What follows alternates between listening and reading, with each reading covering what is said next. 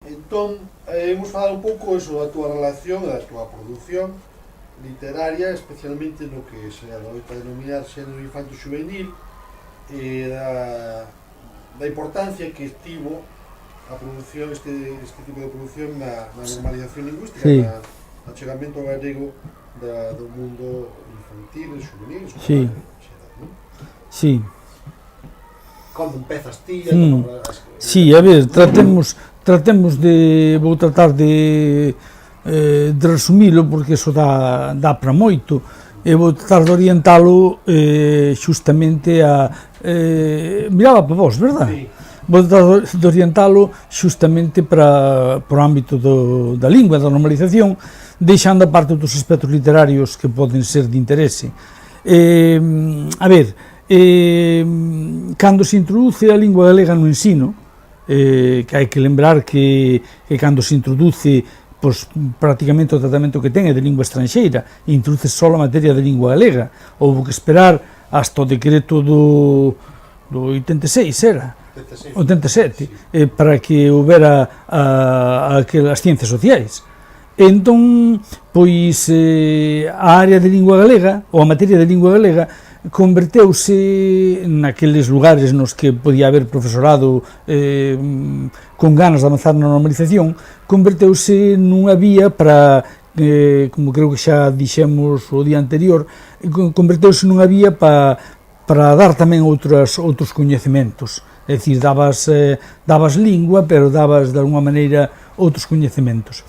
Entón, unha das vías que se revelou de entrada máis produtivas, en parte era lóxico, porque era, digamos, unha vía das máis atractivas, foi a vía da lectura en galego.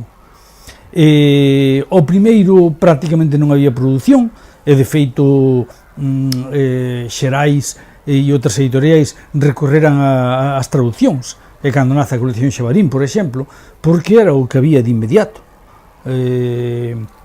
Aparece a colección Xabarín, teñen éxito libros daquela que bueno, en condicións normais quizá non o terían porque eran libros que incluso era discutible que estiveran en coleccións xuvenis. Estou pensando en Billy Booth Mariñeiro, por exemplo, de Melville, pero sin embargo pouco a pouco, que era lóxico, vai habendo unha xeración de persoas, que eu penso que é a xeración miña, que comezamos a afrontar o feito de escribir en galego para o público infantil e xuvenil. Explicar por qué, porque facemos eso, é longo, creo que outro día falamos xa de cando descubrimos a literatura infantil e xuvenil europea, e creo que xa falamos deso, e por tanto xa está falado. Cando empezaches os libros de texto, sí, a crear... Nos libros de texto empezamos a crear textos, pero cando empezo a crear eses textos para os libros, xa son textos que están influenciados por esa literatura que estábamos a ler, a literatura toda europea que renovou, non? E entón, dun xeito non que nos puxéramos de acordo, non dun xeito mancomunado, dicindo vamos facer isto, pero si dun xeito que tiña algo de xeracional, porque quizá porque estaba no aire, hai veces que hai cousas que están no ambiente e afloran aquí e acolá, outros porque éramos tamén amigos e de algún xeito nos influenciábamos, pero Paco Martín, Fina Casal de Rei, Marilar Aleixandre, Xavier do Campo, eu, Xoán Babarro xa desde antes, que Xoán Babarro era dos que levaban a experiencia xa de Bagalume, e xa para Bagalume xa fixeran contos e obras de teatro para a escola, pois empeza a haber un grupo de xente que agora temos todos de 60 anos para arriba, 60 e tantos, que empezamos a tomarnos máis en serio a publicar libros que de algún xeito se asemellen aos modelos que nós tiñamos diante, eses modelos europeos. E que non esquecíamos tampouco o herdo que tiñamos galego, pero que era moi limitado. O herdo galego, pois, limitábase ás achegas moi boas, pero tamén eran achegas máis ou menos esporádicas de Casares e de Manuel María, e o traballo de Neira Vilas. é dicir, pouco máis sabía, algunha obra de teatro de Manolo Lourenzo, e pouco máis sabía. Algo de Bernardino Graña, bueno, pouco. Para facer o exhaustivo as referencias de María Victoria Moreno, e entón nós empezamos a escribir. Cando digo nós, digo Paco Martín, que publica o primeiro libro abertamente infantil das cousas de Ramón Lamote, infantil xuvenil, ou chamalle como queiras, Xavier do Campo, que publica O misterio das badaladas, Marilar Alexandre, que escribe, aínda que parece publicado máis tarde, escribe O rescate do Peneireiro, que é un libro que eu leo gracias a que ela o presenta ao primeiro premio Merlín. Non gana, pero a min gustara moito aquela novela. Fina Casal de Rei empeza a escribir por aquelas épocas, aínda que tamén tardara algo máis en publicar. Eu empezo a escribir un pouco en serio, como xa expliquei outro día, a finais dos 80. De maneira que entre os mediados dos 80, que Paco Martín saca das cousas de Ramón Lamote, e finais dos 80, estamos publicando toda esta xente, que eu penso que de algún xeito sentamos as bases do que veu despois. Ademais, pois, éramos persoas que algúns co-dirixíamos unha colección, outros facíamos crítica, estábamos dentro da animación do mundo que podemos chamar da animación á lectura, de maneira que tiñamos un papel que era, digamos, poliédrico daquela, non? Non nos limitábamos só a escribir, sino que un escribía, pero ao mesmo tempo daba charlas ou cursos sobre promoción da lectura ou sobre como introducir a narración na escola, pos nenos, bueno, quero dicir que había aí un magma do cal salimos esta xente. Influyen tamén outras cousas, influyen os concursos que se crean, igual que o concurso do Facho foi un motor importantísimo. En todas as cousas do concurso do Facho saliron os relatos de Carlos Casares. Igual que o concurso do Facho foi importantísimo, foi importante tamén o concurso do barco de vapor, que crean Galaxia ESM, e do cal sale Paco Martín, e o premio Merlín que crea Luis Mariño en Xerais, do cal sale unha produción importante, non só os libros que foron gañando, sino libros que eu, como estaban os xurados, podo dicilo, libros que despois foron salindo posteriormente. Entón, de repente, pois ti atopaste con que estás escribindo, de algún xeito contribuindo a incrementar o material en galego que ti lle podías ofrecer aos rapaces. Aínda o outro día, revisando unha carpeta bella, podíamos ir por ela ahora, si Alejandro, se vas á habitación de traballo eu, ao entrar na porta hai unha carpeta negra no chan, cóllema.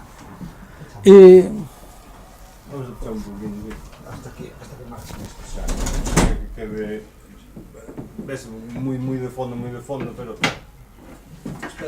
na vez? Sí, esta, sí. Por exemplo, outro día, revisando esta carpeta, que é unha carpeta que tiñas que revisar desde hai moito tempo, atopei aquí materiais da estancia en Mugardos, materiais de todo, materiais desde dos contos que facíamos cos cativos, hasta o que me interesa agora ensinar, unha folla dirixida aos creo que era esta, sí, unha folla dirixida aos pais no Nadal do 83, unha folla do Nadal do 83, dirixida aos pais, no cal lles fago aos pais dos meus alumnos, lles fago relación de todos os libros que hai en galego, todos os libros infantis que hai en galego, para que lles compren algo. E claro, ti faz esta relación, e pois é o que había, e o que había era moi pouco, moito del era traducido, colección Tintín, que empezaban a salir, de Editorial Juventud, colección A Chalupa, que editaba Galaxia, pero que a maior parte do material era de catalán, e a colección O Dragón Vermello, que era unha colección que fixera a editorial moi bonita, pero que era unha colección catalana e que traducía ao galego Argos Vergara, algúns libros de Edicións do Castro, Cabaliño de Buxo, Miguel de Paz, e despois outros libros de interese. E poñíamos O Principiño, que estaba traducido por Casares, A Fantasma de Canterville, que se acababa de traducir, e para usted de contar. É dicir, que aquí prácticamente non había prácticamente nada de autores galegos. Prácticamente nada. Porque esta folla é do 83. Pero este era o panorama que había.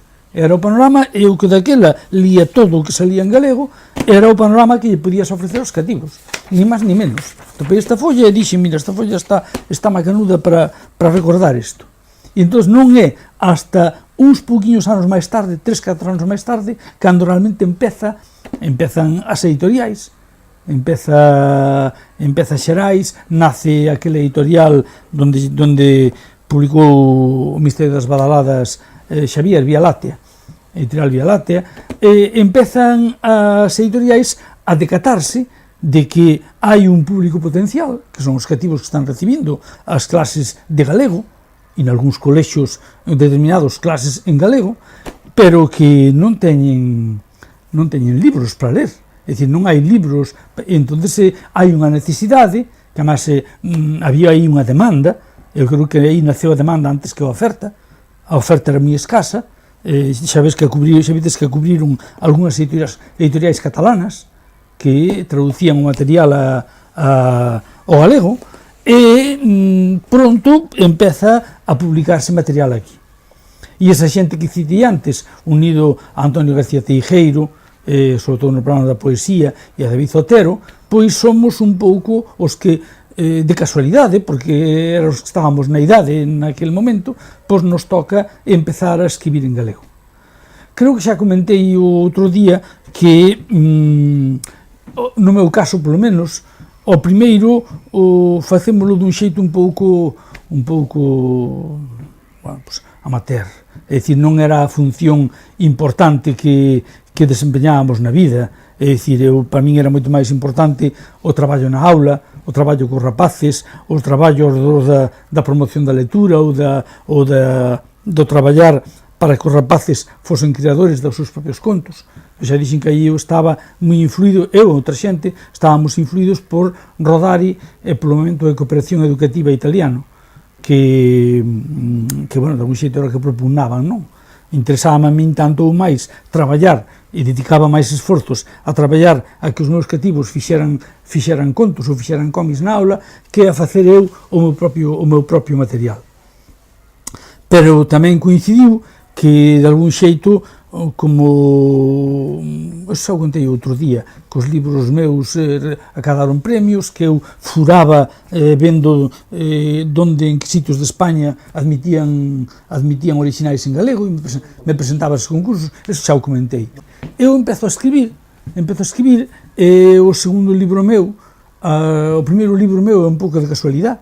Eu era codirector da colección Merlín, e daquela precisábamos de urxencia orixinais, as cousas como son, é dicir, estábamos nutrindo dos que salían do concurso do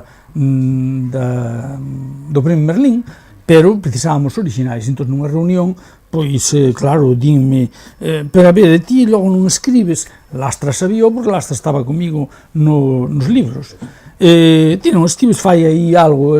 Entón, eu o que fago é un contiño que tiña, dos varios que tiña, alongalo un pouco e aparece publicado como A Cidade dos Desexos, é o primeiro libro. Pouco despois, sin embargo, xa escribo un segundo libro con máis vontade de escribir algo máis en serio, que é o libro que se chama Flores Radiativas e que nacía a partir dos berquitos na Fosa Atlántica, da expedición do Xurelo, todo isto. E presento o Premio Merlín e gana. Entonces, resulta que fago un terceiro libro, que é Contos por Palabras, e ese terceiro libro descubro que, cando o teño acabado, descubro que un premio de ámbito estatal, que se chama o Premio Lazarillo, que ata daquela estaba circunscrito a obras en castelán, agora, por a nova estrutura autonómica do Estado e tal, decide que valen obras en calquera das linguas do Estado. Non sei se fora aquel ano ou anterior cando empezara iso. E entón eu digo, bueno, pois vale, pois se poden presentarse en galego, presento ese original meu. E con tan boa fortuna que ganou. É dicir, foi a primeira vez que o tiña o Lazarillo un libro escrito en lingua non castelá. E iso, claro, eso ten que ver, digamos, coa autovaloración nosa de cara á normalización. De feito, recordo que daquela, pois, depois sempre ganou outra xente, pero recordo que daquela tivera repercusión en Galicia, porque se dicía, pois mira, un original escrito en galego, bueno, estas cousas. E iso mesmo despois repetino un poquinho máis tarde, cando se crea o Premio EDB, e como nace en Cataluña o Premio EDB, deciden abrilo tamén a todas as linguas do Estado.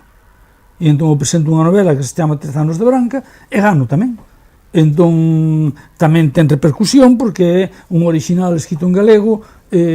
Daquela recordo que o lema que eu me gustaba repetir era que co galego a calquera lado, que está demostrado que non hai telón de grelos, senón que ti escribindo en galego e presentando os originais en galego a sitios onde che deixen, se non che deixan non, claro, a sitios onde che deixen, pois resulta que se pode gañar exactamente igual, non? Entón será un pouco a filosofía miña. E ademais tamén foi importante porque eses premios, sobre todo o Lazarillo, foron os que me serviron para abrir o ámbito meu, que hasta daquela, claro, era o ámbito exclusivamente galego, o ámbito español. É dicir, son libros, o Contos por Palabras traduciuse ás 3 linguas do Estado, e tivo repercusión, a edición en castelán ademais era moi bonita, en tapa dura. Entón, eso, bueno, pues motivou que, de algún xeito, se me coñecese fora e me fixese relativamente máis fácil o despois poder traducir os outros libros. Porque, de visto desde agora, pódese pensar que, bueno, pues que isto está máis ou menos chupado, porque incluso agora, pues é moeda común que no ámbito da literatura infantil juvenil, pues se traduza moita galega a outras linguas e tal. Pero, se vamos ao principio, fácil leches porque foi un traballo de furar de carallo, foi un traballo de furar, do cal eu dou fe porque me tocou furar. Tocoume furar, pois, por circunstancias, non porque eu tivera nada especial, senón porque fun eu un pouco o que me tocou. E recordo as moitas cartas, daquela non había correos electrónicos, as moitas cartas que escribín, pois tal e cual, pois eu que sei, recordo falando con María Jesús de Gila DSM, que non acababa de entender como eu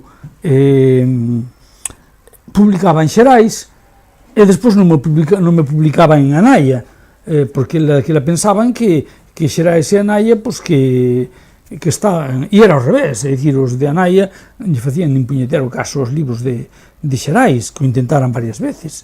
Entón, hasta que María Jesús Gil acabou aceptando que eu podía, que era lógico que eu publicase en galego en Xerais, e que logo el desos DSM me publicasen en castelán para España. En catalán foi máis fácil, porque en catalán axiña contactei con unha editorial que se chama Bromera, e esa editorial de algún xeito pois casi é tan miña como Xerais, é dicir que aí fun publicando sin ninguna dificultade, non? Pero sí que costou traballo ese abrir esa vía das traducións a outras linguas, igual que está costando traballo agora, e hai que furar as traducións ao que eu chamo a periferia mundial, é dicir, a outras linguas fora da península, non? Que iso é un proceso que ainda está en marcha e que habrá que seguir furando. Eu son un dos que está furando, pero sei que hai máis xente que está furando tamén para facelo aí. Tes a sensación ou a experiencia de que este pulo da literatura infantil juvenil en galego ten un impacto sobre a atracción do público cada lingua? Pero moi claro, e eso os que damos clase vémolo con absoluta claridade. Eu creo que xa se mestura logo que falei con vos con estas dúas charlas que tive, unha coa da voz e outra con Miguel, que veo aquí a entrevistarme tamén para Tempos Novos. Hai moito, eu teño visto moito alumnado, máis alumnas que alumnos, que me din, por exemplo, que sendo elas, aquí en Vigo, que sendo elas castelán falantes, que, sin embargo, a súa preferencia é ler en galego, que teñen máis preferencia pola lectura en galego. Non se explican por qué. Dicen así, si é fácil de explicar por qué. É fácil de explicar porque desde a lingua galega tivemos unha vantaxe moi grande respecto aos docentes de lingua castelá. Non por listeza nosa, sino que creo que por falta de listeza dos profesores de castelán, que seguiron recomendando Don Juan Tenorio e la Celestina e el Lazarillo e non sei que, mentres que nós lles recomendábamos libros en galego moito máis actuais e moito máis atractivos, porque puido haber a tendencia ao primeiro de recomendar tamén tochos alrededor de sí e todo isto, pero eso logo desapareceu, en que puido quedar algún reticente que non tiña idea do que se estaba publicando, pero a maioría así nos puxemos a recomendar os libros da colección Merlín, da colección Fora de Xogo, traducións moi boas que estaban salindo xuvenís ao galego, o Vixía no Centeo ou outros. Entón, digamos que o libro en galego resultaba moi atractivo para o alumnado para ler polo gusto de ler. E iso foi o que motivou tamén en boa medida que as editoriais se lanzasen prácticamente todas a facer material en galego, con maior ou menor sorte, con maior ou menor calidade, incluídos de fora, a ter tamén filial galega, porque vían que aí había un mercado e que o mercado respondía, porque senón non viñan as editoriais de fora a publicar tamén en galego, como viñeron todas. A pioneira foi a SM, pero despois EDB creou Rodeira, Alfaguara creou aquí tamén o seu selo, prácticamente todas crearon tamén aquí o seu selo. Por qué? Pois porque había unha demanda. Entón, esa normalización da lectura, ou esa parcial normalización da lectura, é a que explica tamén, en boa medida, a que explica non, é a que fai un proceso de como se chama, de sinerxia, din agora, non?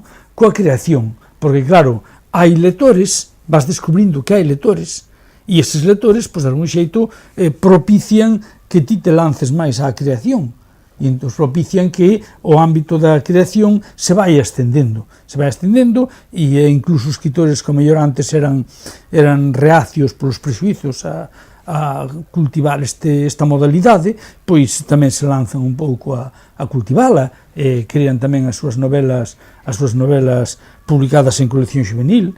Nese aspecto, por exemplo, Fora de Xogo foi moi importante, a colección Fora de Xogo. Pode dicirse que o ámbito da lectura foi un dos escasos ámbitos normalizados, ou normalizados, casi normalizados, no galego durante todos estes últimos anos. Non sei se ora, coas medidas actuais contra a lingua e contra a cultura, pode estar habendo un retroceso, non o sei, por exemplo, en unha parte pode ser debida á crise económica, non o sei, como xa non estou nas aulas desde hai 3 anos, non me atrevería a dicilo, pero o certo é que durante a década dos 90 e a primeira década do século XXI foron décadas moi favorables pro libro infantil en galego, e unha vía de entrada para a presencia da lingua, porque cando unha rapaza ou un rapaz nun contexto castelán falante, en Vigo, por exemplo, lee un libro en galego e lle gusta, pois está variando a súa opinión non só sobre os libros en galego, senón tamén sobre a lingua, e dáse moitas veces o caso, que é un caso moi interesante, de que os pais chegan os libros, a literatura en galego, a través dos libros dos fillos. Isto teñemo confesado a min ben deles, de que os primeiros libros que leron en galego foron os libros meus. Bueno, que antigos meus, porque me dicían a min, os libros de outros, que decir, libros que lles mandaban aos rapaces, ou que os rapaces levaban do colexio, e que, dado que lle gustaba moito o fillo, pois os pais o acababan lendo.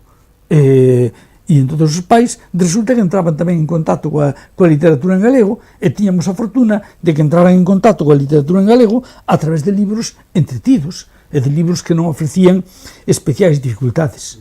Porque claro, isto que o explicou moi ben Antón Figueroa, se esta xente adulta entrara en contacto co libro en galego a través de libros canónicos da literatura, pois é moi posible que o resultado non fose bo, porque, o que sei, un Cunqueiro ou un Otero Pedraio ofrecen moito do que Antón Figueroa chama ruídos na lectura, é dicir que hai problemas léxicos, hai problemas normativos, hai un léxico máis complexo do que pode ser o feito de ler un libro en galego, pois meu, ou de Xavier, ou de Marilar, que son libros que ofrecen unha historia, e que é unha historia atractiva, pois para un mozo ou para unha persona adulta.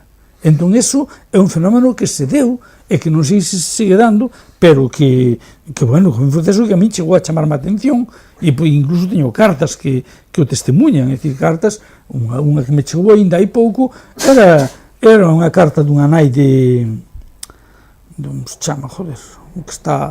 onde está a laboral, da Coruña, sí, unha nai dali do Burgo, unha nai do Burgo que me escribe unha carta a unha nai do Burgo dicindo que a filla súa lera, creo que era Aire Negro, que yo lera porque yo mandara no instituto, e lle dixo a nai, le isto, e que a nai encantoulle tamén, e entón a nai era que me escribía unha carta dando as gracias, unha carta manuscrita. Ves, non che digo, é a través dos netos, non che digo eu. Pois ese fenómeno é un fenómeno que non está estudiado, ninguén se preocupou dese fenómeno, e é un fenómeno que está aí, é dicir, que moita xente adulta do común accedeu á literatura en galego a través de producións da literatura xuvenil. É un proceso moi interesante. Porque antes que escritor, que empezara a escribir, eu participo moi activamente no que podemos chamar, antes chamábase animación á lectura, agora tendese a dicir promoción da lectura, participaba moi activamente nun movimento que houve en Galicia e coincidía fundamentalmente co movimento de renovación pedagóxica, coa xente que estábamos nos movimentos de renovación, e que buscábamos unha liña de promoción da lectura dentro do contexto pedagóxico da aula. Pero claro, esa liña de promoción da lectura implicaba, dentro da concepción que defendíamos nós, e como digo nós, digo eu, é bastante outra xente, os que estábamos nesto, que era unha promoción da lectura na cal levaba implícita unha promoción global do enfoque comunicativo, que se chama. De maneira que, cantas veces teño eu dado en cursiños ou en charlas o triángulo de Zulema Moret, que era unha argentina exiliada, que era un triángulo clásico, no cal nun lado era falar, no outro ler e no outro escribir, con flechas que se interconectaban, e unha frase dela que eu divulguei moito, que escoitara nunha conferencia en Salamanca esta muller, que le decía, porque escribindo como se desatan os mecanismos da lectura, no sentido de que, contra a opinión tradicional de que a lectura é o que leva a escritura, ela defendía que había que prestarlle moita atención tamén á liña que vai da escritura á lectura. Dicir, que moitas veces a escritura é a que acaba levándote tamén á lectura. Entón, nós traballábamos un montón de actividades, que agora non veñen ao caso, pero que darían para unha charla monográfica, unha serie de actividades nas que potenciábamos a escritura, non só pola escritura en sí, senón potenciando a escritura para chegar tamén á lectura. E iso motivou que moita parte do noso traballo na aula fose un traballo de promoción da escritura, de facer que os rapaces escribisen e que creasen os seus propios libros entre comillas. Aquí neste couso antigo que atopei outro día no tal, pois hai libros neste ser de rapaces de segundo, hai libros dos libros que facíamos cos nosos cativos. Debe haber algún máis por aquí, non sei se aquí hai máis ou non hai, creo que había outro, non sei. Libros ou revistas tamén de contos. Este era os nosos xogos. Hai outra por aí dos nosos soños, que eran coa non falamos o outro día da merda, como se chama? A da xelatina, a imprenta de xelatina. Non falamos outro día. Eso está feito con a imprenta de xelatina. Vamos aí por Xandre, por si nunca veu o que daba de si a imprenta de xelatina. Sabes que emitía hasta colores. Aquí era como unha empanada. Falamos dela, pois eso. Esta, por exemplo, está feita cos meus rapaces de quinto, con imprenta de xelatina. Isto fomentábamoslo moito. É dicir, os contos que pegábamos no que chamábamos o periódico noso escolar, que non era a revista O Uso, senón que era unha especie de como os dacibaos da época de Mao. Sí, pois era como os dacibaos, además era inspirado nos dacibaos, porque creara eu, porque bueno, tampouco creara eu, porque eu aí tomara de libros, de libros concretos que podía máis dicir cales eran. Lembro, por exemplo, o máis complexo que fixen, unha estrutura que tiñamos en Mugardos, que era unha estrutura con varas, na cal se podían pegar o formato cuartilla, o formato folio, e entonces era un periódico que se iba renovando conforme houbera novos materiais e se iban sacando, de maneira que era, como se digamos, un dacibao que sempre estaba actualizado. Habría que ver unha foto del para que o dibuixarlo, para que virades como era. Entonces, con isto que quero dicir? Quero dicir que motivábamos moito tamén a escritura. E esa combinación de promoción da lectura e de promoción da escritura, eu penso que deu o seu froito non só en lectores, sino en xente que de algún xeito se animou a lanzarse a escribir. Eu lembro, por exemplo, un dos casos así máis claros, o caso de Paula Carballeira, que tiña de profe a César Martínez Yáñez, e con 13 anos presentou a César en Barallobre, nunha das reunións esas precisamente. Presentou a César e resulta que a Paula daquela tiña xa escrita unha novela que depois presentou a un dos premios Merlín, e que non ganou, pero que depois apareceu publicada. Xa non recordo onde apareceu publicada, pero sí que apareceu publicada. Unha novela publicada por ela, escrita por ela cando tiña 13 anos, cando estaba en 8º TXB. E sospeito que se pregunta a moitos escritores agora de 30 anos para baixo, sospeito que moitos van falar, non o sei, pero sospeito que moitos van falar de tal profesor que facían na aula con eles tal e cual, e sospeito que sí, sospeito que vai haber moita xente que vai ter as súas raíces do gusto pola escritura nese proceso de animación á lectura que se deu en moitos sitios de Galicia. E de feito, o auxe que teñen agora as bibliotecas escolares e de aula nace daquelas raíces.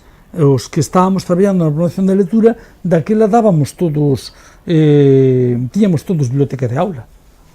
Biblioteca de aula que era distinto da biblioteca do centro, senón que unha biblioteca de aula que nós creábamos e que tiña os nosos propios materiais que eran aportados polo mestre, aportado polos alumnos e que tiña un servicio de préstamo exactamente igual que o que podía ter a biblioteca de abaixo, a biblioteca común, e de todo ese esforzo por promover a creación, a lectura a lectura gozosa, digamos, e a creación escrita, eu creo que dai pois salíron froitos pois, que como en todas estas cousas aínda habría que avaliar, pero que estou seguro de que deron froito. Aquí temos...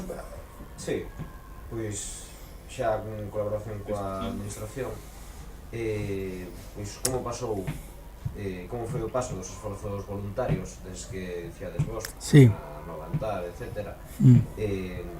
Pasar diso a xa unha política lingüística Sí. oficial por parte da Xunta. A ver, eso é longo e vamos retrotraernos ao primeiro, non?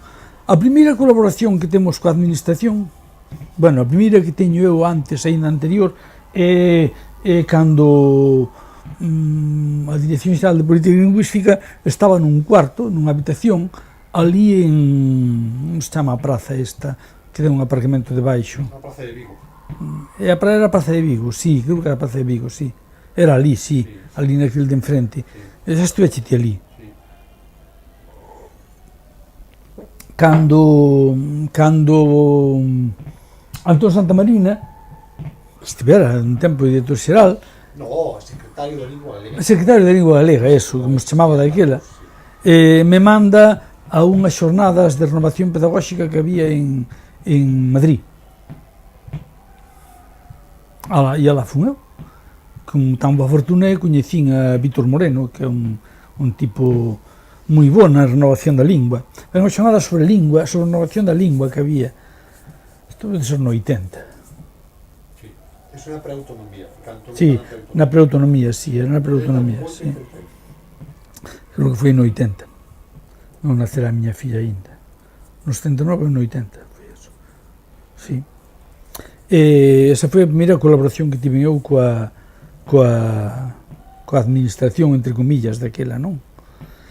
E despois, cando se fai os primeiros programas de lingua galega, os primeiros programas regrados de lingua galega, que daquela estaba xa Padamela. Que xa é a Dirección Xeral. Xa a Dirección Xeral, pero seguían ali.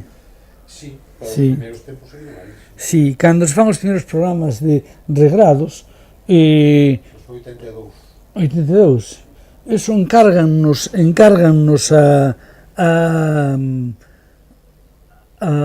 os programas de XB, encárgannos ao colectivo Avantar. E entón sale unha publicación que é un libriño verde pequeno, te coñécelo, unha publicación na cal o que haxa escrito sobre de primeiro de XB a oitavo de XB é froito noso, do colectivo Avantar. Que claro, isto eran uns tempos nos cales oír falar de currículo ou de algo, pois ainda era ciencia ficción. Eu recordo que o que hai de bacharelato, o que hai de secundaria, pois era digamos, o tema 1, o tal, tema 2, o nome, tema 3, o adxetivo, mentres que nós xa facíamos un intento de trasladar o que facíamos nos libros a esa programación.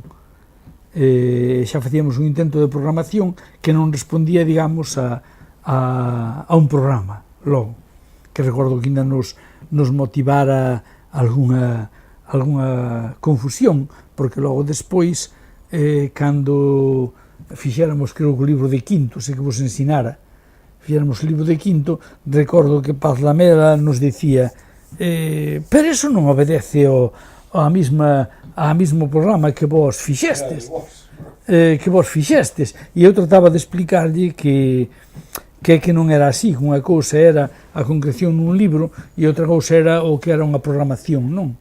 Recordo que non entendía, recordo que aquilo era que non se entendía. Eso houve que esperar a máis adiante para que se introducira o concepto de currículo e todo eso. Pero a primeira, bueno, e depois a través deso recordo que eu dei moito cursiño de didáctica da lingua oficial, quero dicir que dentro dos cursos de galego había unhas horas, podían ser 2 días ou máis, nos cales dentro dos cursos de galego dirixidos aos mestres, que recordo que Lastra deu moitos, eu dei moitas horas que eran, xa digo, 2 días ou 3 dedicados ao que era a didáctica da lingua, é dicir, os cursos de galego para mestres tiñan un engadido final, un apéndice que era a didáctica da lingua. Que claro, era froito daquela época, porque os cursos para mestres tiñan que haber sido uns cursos enfocados desde na súa globalidade como cursos de didáctica da lingua. Pero daquela, claro, os cursos de lingua estaban orientados á adquisición da competencia. Que non estudaran lingua, eu dei moitos. Claro, que estaban orientados á adquisición da competencia. Claro, que era un dos dramas daquela, que eran cursos dirixidos á adquisición da competencia. E en realidade, pois, a mellor tiñan que haber sido cursos partidos en 2 cachos, un curso de adquisición da competencia e outro curso de didáctica da lingua. Porque moitas veces despois, senón, o profesorado trasladaba o que era as ensinanzas da adquisición da competencia ás clases. O cal, un desastre, claro, un desastriño porque caían nunha gramaticalización da lingua. Entón, ese era algo contra o que algúns éramos conscientes daquela. Eu, por exemplo, era consciente daquela deso e recordo que as charlas miñas iban orientadas nesa liña, en explicar que unha cousa era a adquisición da competencia por parte do profesorado e outra cousa era o que a didáctica da lingua. E recordo que hai unha charla miña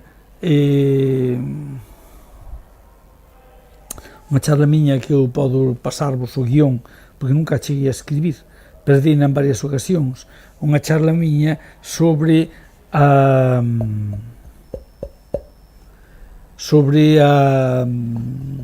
necesidade de escapar do que chamábamos gramaticalización da lingua e facer unha didáctica da lingua anovadora, non?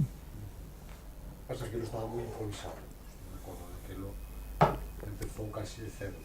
Estaba moi improvisado e o peor é que, con paso do tempo, foi degenerando. Que ese é o peor. Co paso do tempo, o que empezou sendo unha cousa interesante, que influía tamén en que os primeiros que acudían a aqueles cursos eran profesorado que de seu tiñan interés e tal, acabou degenerando en cuestións rutineiras e burocráticas. Eso o resumo. E acabou degenerando máis cando os primeiros intentos de suspender a algunha xente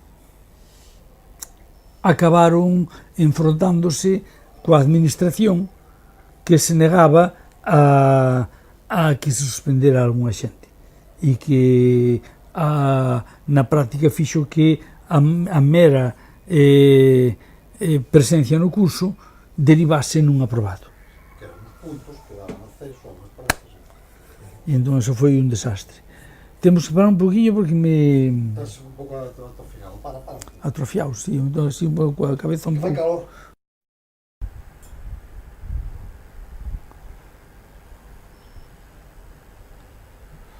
Estamos, perfecto. Pois veña dai, xa.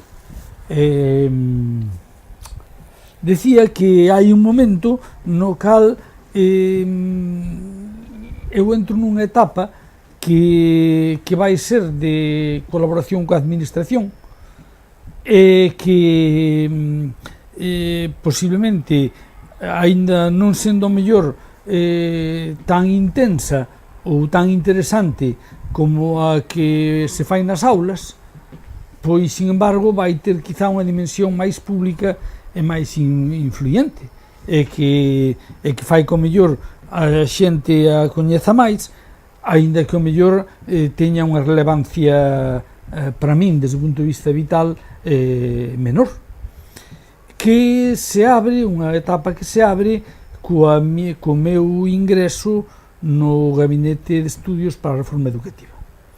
É un ingreso que se produce despois da chegada ao tripartito.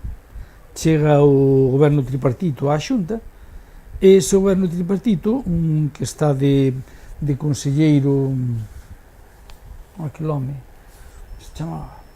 Educación. Sí.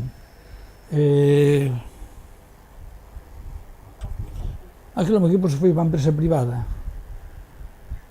Por eso, lo de Berito tampouco me acordo. Hostia. De que era do PSOE? No, de Coalición Galega. Suárez Vence. No. Bueno, joder, xa se me acordará. Aniceto. Aniceto,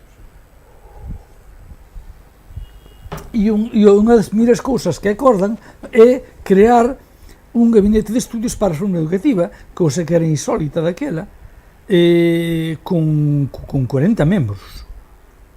Que éramos 40 membros do gabinete de estudios para a reforma educativa, do cal se fai un proceso de selección para o cal había que presentar solicitude de currículum. Eu presento o meu, presento a última hora, ademais, porque dubidaba, non se sabía nada, se había que estar en Santiago ou non e tal, pero recordo que estaba un día dubidando ali con Lasta en Santiago e dixme, Lasta, presenta que se non, depois renunciar tes tempos, se te escollen, cousa que era verdade.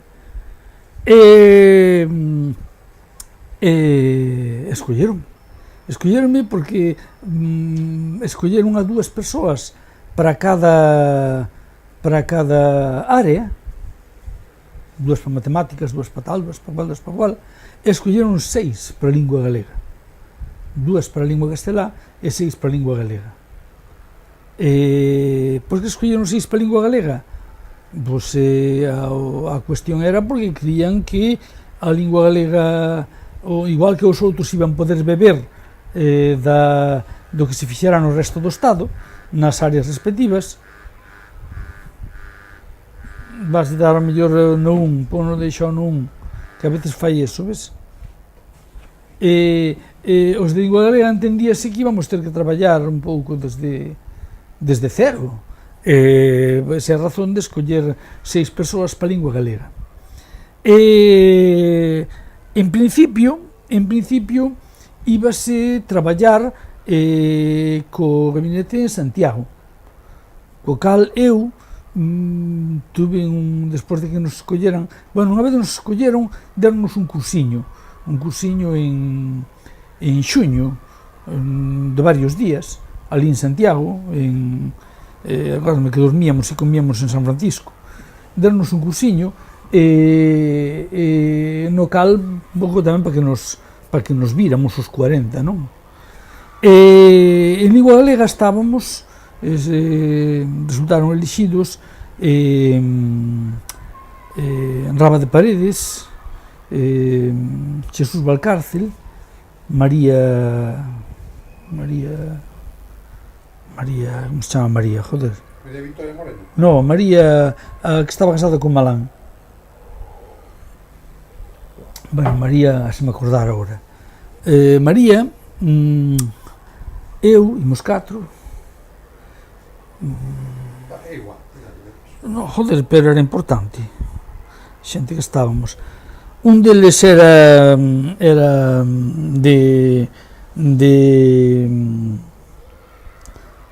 Viveiro e era un cadro orgánico de Coalición Galega. Cabarcos, chamábase Semilla Cabarcos, e quen era a outra persona que había, joder. La hostia. Pois xa se me acordará.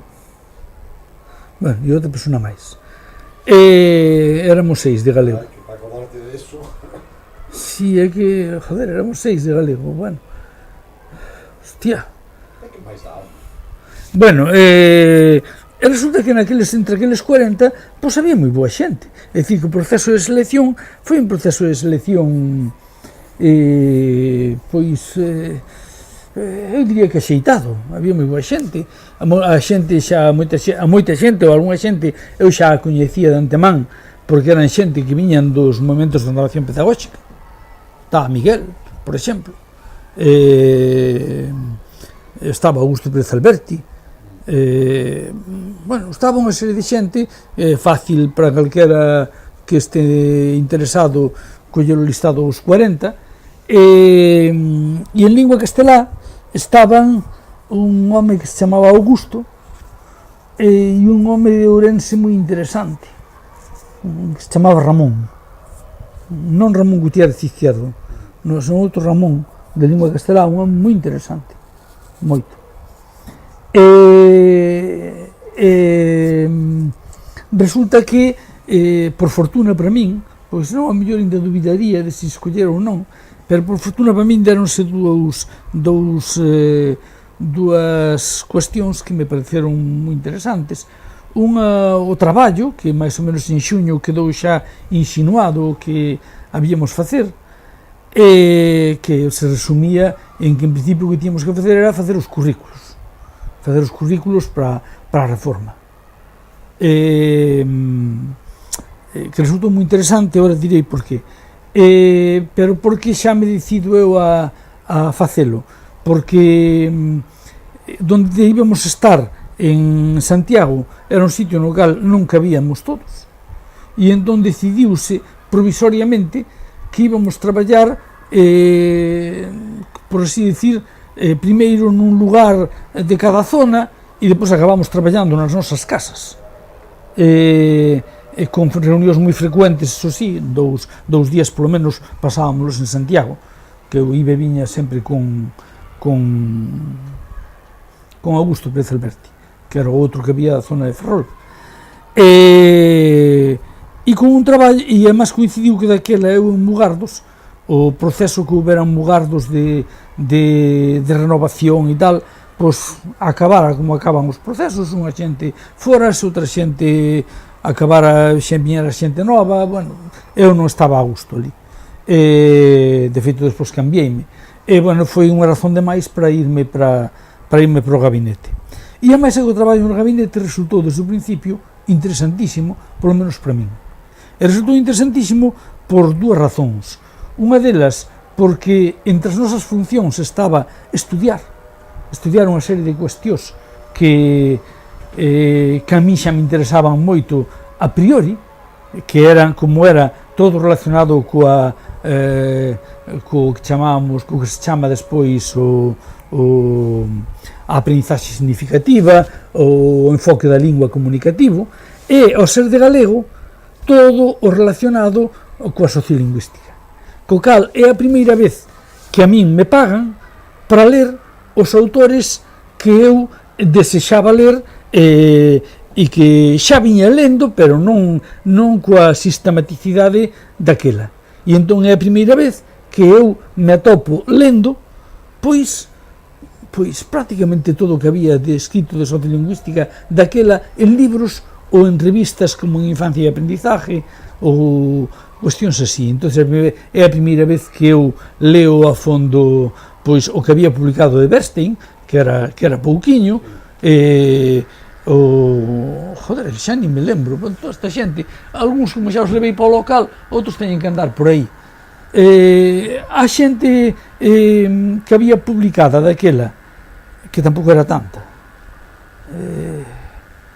seguro que te acordas ti máis. Eu xa perdín a memoria é la hostia, a Lambert, o pouco que había del, pero máis xente, o que había de Camis, o que había de algúns cataláns que a través deles chegábamos a autores,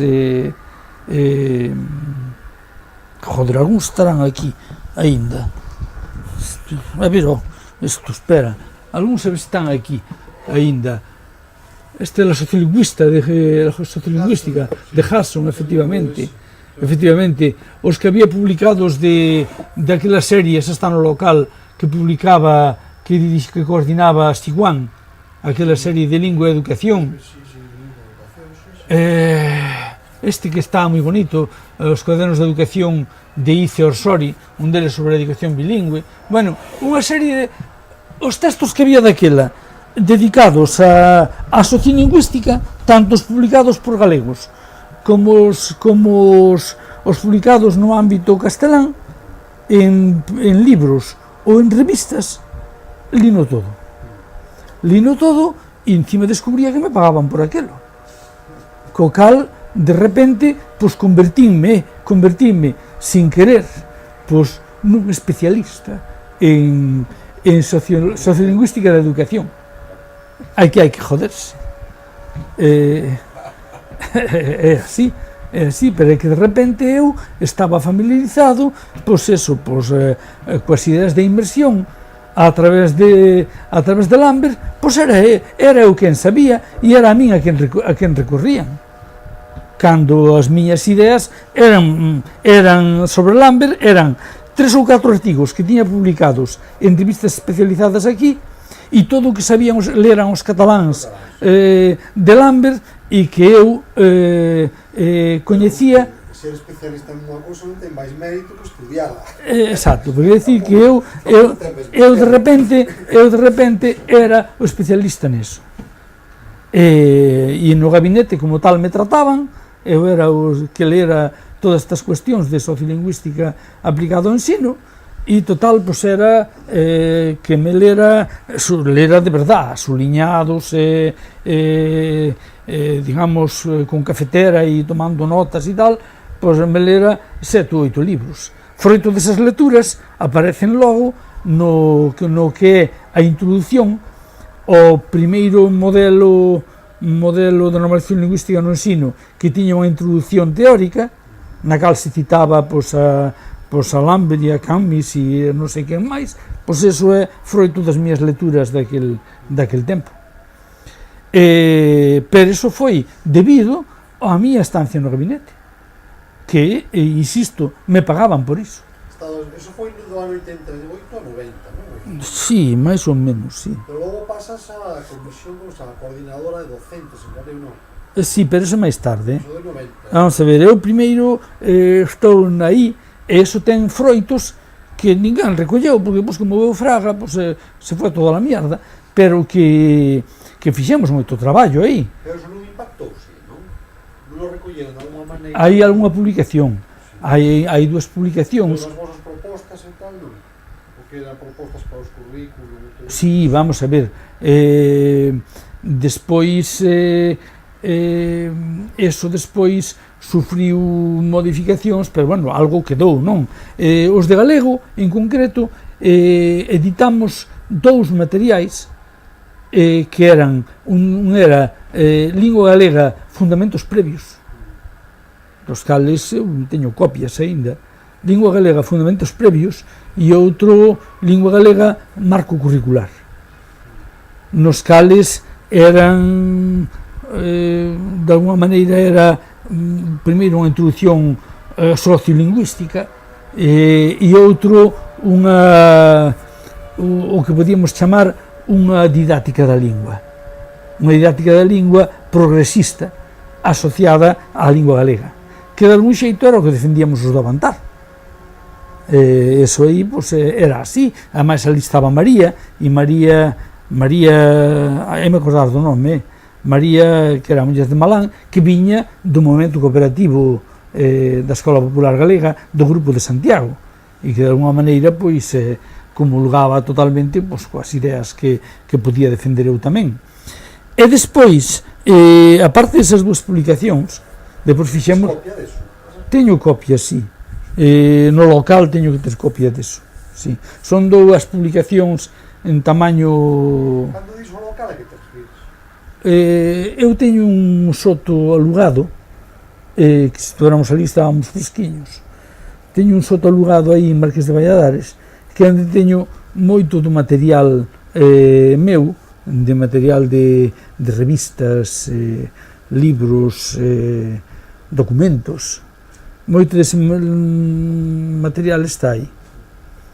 Moito tireino. Hai 2 anos fixen unha limpeza de la hostia. Cando me diagnosticaron o cancro, limpeino. e fixen unha limpeza que algunhas cousas nas debín tirar, pero bueno, alá van, ahora xa foi. E outras están en carpetas como esta no trasteiro de Rosalía de Castro, da casa onde vive a miña muller, e ali teño exemplares deso. E fixemos ese material e depois fixemos tamén o que é xa o currículo específico, o que era xa respondendo ao esquema co que estábamos facendo en toda España. Un esquema porque tiñamos moitos contactos, reunións con xente que estaba traballando na reforma en Madrid, en Valencia, en País Vasco, mantiñamos moitos contactos con eles. De feito, fomos a reunións, eu fui a varias reunións con esta xente.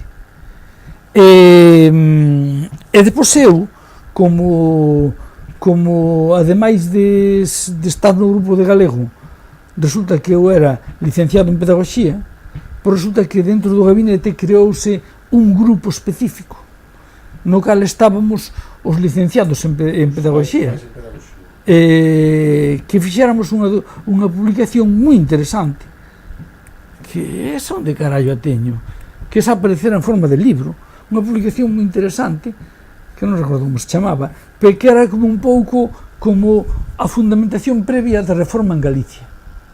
E no cal hai un apartado de lingua que o fago eu, e que non me acordo onde carallo estará esa publicación, joder, que la hostia. Temos que darnos a referencia a esas publicacións.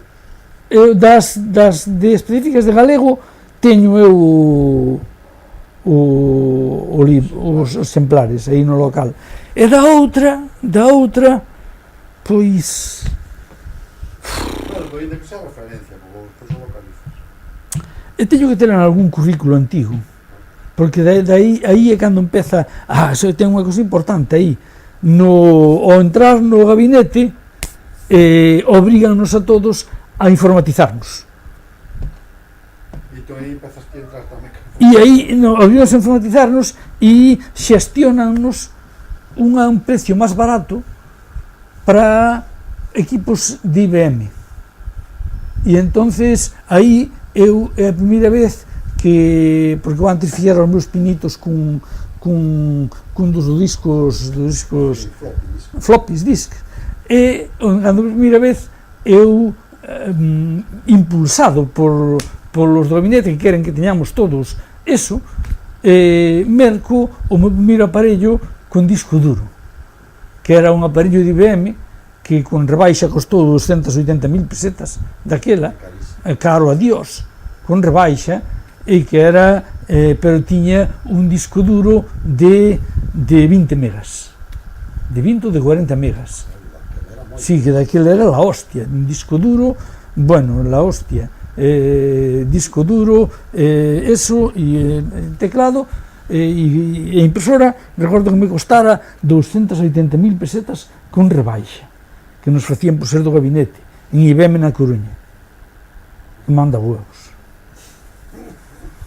de 20 megas de mierda, pero aquilo era lo máximo, porque tiñas disco duro e disquetes de 3,5, e entón o que facíamos era, íbamos a reunións, os de 3,5, íbamos a reunións ao gabinete, por eso querían, ademais, que era importante, claro, eu comprendo que era importante, en Castelao, que era o que levaba de informática ali, un tipo moi curioso, que foi o que nos enseñou a todos os rudimentos do sistema operativo, do MS2 e do WordPerfect, que era o sistema que utilizábamos todos, o WordPerfect. Entón era importante porque entón todos íbamos a reunións cos disquetes de 3,5, e entón todos podíamos despois poñer ali en común cos disquetes de 3,5, entón eso era unha forma de traballar, hostia, estábamos en la cresta de la ola. Estábamos en vanguardia daquela, sí señor, no gabinete, todo Dios co seu ordenador na casa, e todo Dios cos seus disquetes, la hostia. No, e iso é importante porque de aí empeceu a ter documentación informática. É dicir, que ainda que non aparece o libro, eu teño unha carpeta no cal expón gabinete, está en disco 7,5, no cal teño todo o que escribín para o gabinete, que é moito de Dios. Me pasaba o día escribindo na casa ali en Bugar. Canto tempo estivetes traballando por aí? No gabinete estivemos 2 anos, porque pasados 2 anos perde as eleccións o tripartito, chega a Fraga e deciden que o gabinete vai quedar un residuo en Santiago e o resto nos vamos a la mierda.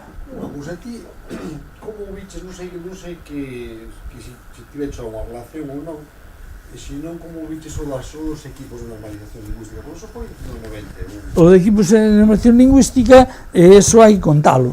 Dentro do gabinete, unha das 40 persoas do gabinete, xa dixen que no gabinete había xente moi interesante, o gabinete dirixía un home que era de latín, de Santiago, como se chamaba, un tipo macanudo, como se chamaba?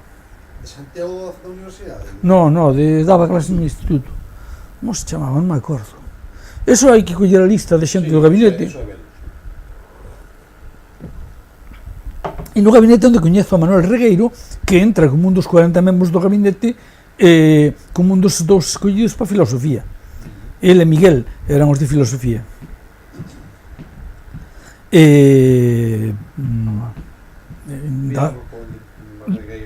Dato interesante. Que Regueiro despois foi director xeral. O ano seguinte, é dicir, no segundo ano do gabinete, Regueiro, ao empezar o curso, xa non lo presentan non como compañeiro. Bueno, compañeiro de alguma maneira, claro, vivira todo un ano con nós, e era un tipo que falaba moito, ademais, moi interesante desde o punto de vista de filosofía, que era o seu papel no gabinete, pero que nun momento dado non lo presentan despois ao acabar aquel curso como o que? O director xeral, era así, era porque foi unha cousa moi curiosa, porque aquel estaba Adolfo Abel Vilela. Sí, non presentan como director, presentanlo como director xeral, efectivamente. Me acordo porque obrigan a dimitir, pero xa contra os últimos meses do goberno bipartito, exactamente. E entra Regueiro, que era militante de Coalición Galega, e, por tanto,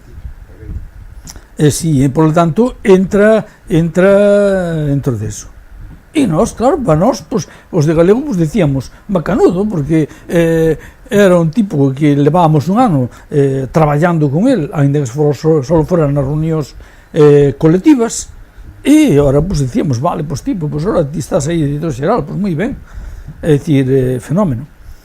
Pero traballamos moitísimo no gabinete, eu lembro-me, eran unhas condicións para min extraordinarias. É dicir, eu lembro-me na casa eu tiña ali o ordenador, tíamos 2 reunións á semana, creo, e marcábamos nos traballos, hai que facer tal, hai que facer cual, tal, e lembro-me na casa escribindo ali todos os escribires, borradores e tal,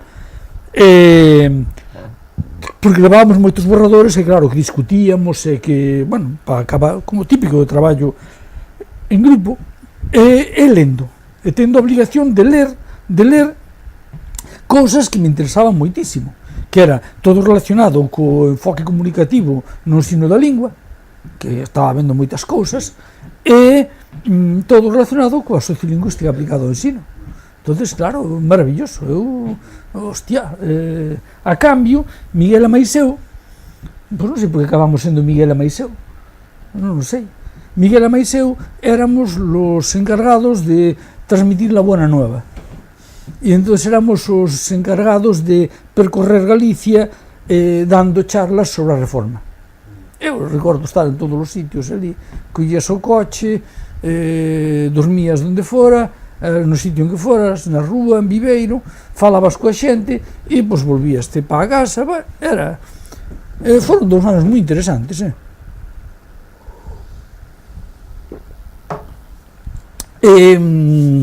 ali hai cousas que pasaron despois os currículos que son miñas e que hoxe me dan vergonza, porque, por exemplo, no currículo de infantil, no currículo oficial de infantil, aparece a categoría de castelán-falantes aparentes, que é unha clasificación miña que eu lles explicaba ali, porque coas de infantil querían meterlo de galego. Había unha tipa moi maja que se chamaba Gena, despois non sei que fixo. A área de lingua galega, ou a materia de lingua galega, converteuse naqueles lugares nos que podía haber profesorado con ganas de avanzar na normalización, converteuse nunha vía para, como creo que xa dixemos o día anterior, converteuse nunha vía para dar tamén outros coñecementos. É dicir, dabas lingua, pero dabas de alguma maneira outros coñecementos. Entón, unha das vías que se revelou de entrada máis produtivas, en parte era lóxico, porque era, digamos, unha vía das máis atractivas, foi a vía da lectura en galego. O primeiro prácticamente non había produción, e de feito Xerais e outras editoriais recorreran ás traduccións, e cando nace a colección Xabarín, por exemplo, porque era o que había de inmediato. Aparece a colección Xabarín, teñen éxito libros daquela que bueno, en condicións normais quizá non o terían porque eran libros que incluso era discutible que estiveran en colección xuvenís. Estou pensando en Billy Booth Mariñeiro, por exemplo, de Melville, pero, sin embargo, pouco a pouco, que era lóxico, vai habendo unha xeración de persoas, que eu penso que é a xeración miña, que comezamos a afrontar o feito de escribir en galego. Para que empezamos a tomarnos máis en serio a publicar libros que de algún xeito se asemellen aos modelos que nós tiñamos diante, eses modelos europeos. E que non esquecíamos tampouco o herdo que tiñamos galego, pero que era moi limitado. O herdo galego limitábase ás achegas moi boas, pero tamén eran achegas máis ou menos esporádicas de Casares e de Manuel María, e o traballo de Neira Vilas. É dicir, pouco máis había. Algún obra de teatro de Manolo Lourenzo e pouco máis había. Algo de Bernardino Graña, bueno, pouco. Para facer o seu estivo as referencias de María Victoria Moreno. Entón, nós empezamos a escribir. Cando digo nós, digo Paco Martín, que publica o primeiro libro abertamente infantil das cousas de Ramón Lamote, infantil xuvenil, ou chamalle como queiras, Xavier do Campo, que publica O misterio das badaladas, Marilar Alexandre, que escribe, aínda que parece publicado máis tarde, escribe O rescate do Peneireiro, que é un libro que eu leo gracias a que ela o presenta ao primeiro premio Merlín. Non gana, pero a min gustara moito aquela novela. Fina Casal de Rei empeza a escribir para o público infantil e xuvenil. Explicar por que facemos eso é longo, creo que outro día falamos xa de cando descubrimos a literatura infantil xuvenil europea, e creo que xa falamos deso e, por tanto, xa está falado. Cando empezaches os libros de texto, sí, a crear... Nos libros de texto empezamos a crear textos, pero cando empezo a crear eses textos para os libros, xa son textos que están influenciados por esa literatura que estábamos a ler, a literatura toda europea que renovou, non? E entón, dun xeito non que nos puxéramos de acordo, non dun xeito mancomunado, dicindo vamos facer isto, pero si dun xeito que tiña algo de xeracional, porque quizá porque estaba no aire. Hai veces que hai cousas que están no ambiente e afloran aquí e acolá, outros porque éramos tamén amigos e de algún xeito nos influenciábamos, pero Paco Martín, Fina Casal de Rei, Marilar Alexandre, Xavier do Campo, eu, Xoán Babarro xa desde antes, que Xoán Babarro era dos que levaban a experiencia xa de Bagalume, e xa para Bagalume xa fixeran contos e obras de teatro para a escola, pois empeza a haber un grupo de xente que agora temos todos de 60 anos para arriba, 60 e tantos, que nas épocas, aínda que tamén tardara algo máis en publicar, eu empezo a escribir un pouco en serio, como xa expliquei outro día, a finais dos 80. De maneira que entre os mediados dos 80, que Paco Martín saca das cousas de Ramón Lamote, e finais dos 80, estamos publicando toda esta xente, que eu penso que de algún xeito sentamos as bases do que veu despois. Ademais, pois, éramos persoas que algúns dirixíamos unha colección, outros facíamos crítica, estábamos dentro da animación do mundo que podemos chamar da animación á lectura, de maneira que tiñamos un papel que era, digamos, poliédrico daquela, non? Non nos limitábamos só a escribir, sino que un escribía, pero ao mesmo tempo daba charlas ou cursos sobre promoción da lectura ou sobre como introducir a narración na escola pos nenos. Bueno, quero dicir que había aí un magma do cal salimos esta xente. Influín tamén outras cousas, influín os concursos que se crean, igual que o concurso do Facho foi un motor importantísimo. En todas as cousas do concurso do Facho.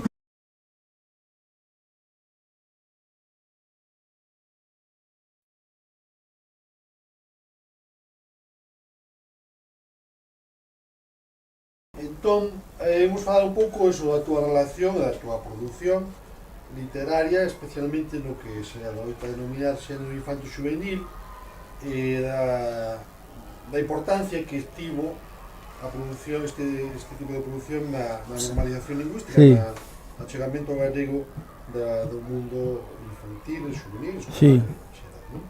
sí. Cando empezas ti? Sí, a ver, tratemos de, vou tratar de resumilo, porque eso dá para moito, e vou tratar de orientalo xustamente a... miraba para vos, verdad? Sí.